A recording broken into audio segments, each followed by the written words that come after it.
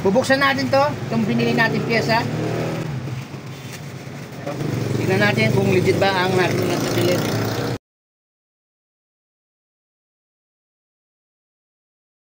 Ito nga, yun nga lang, tignan muna natin kung umaandar ba siya o hindi.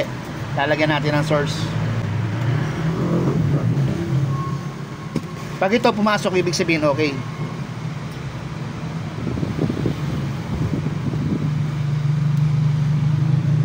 Oh, eto nga pala nagde-deliver si Bossing.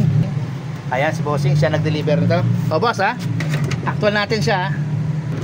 Makakakita natin ha. Kung under ba siya. Ayun. Ayun oh, umandar siya. Okay. Ulitin natin. Take 2.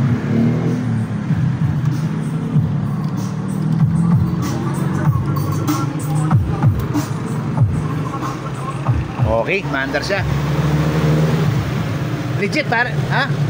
Legit tong nabili natin. Ibig sabihin okay. Pati si Bossing, boss. Salamat sa ano. Okay. Legit siya, legit. Salamat sa inyo, ha? Salamat sa store. Salamat sa inyo, mawawala ang parcel ko. Okay, mapatindi. Salamat po. Thank you po. Salamat. Salamat, boss. 43.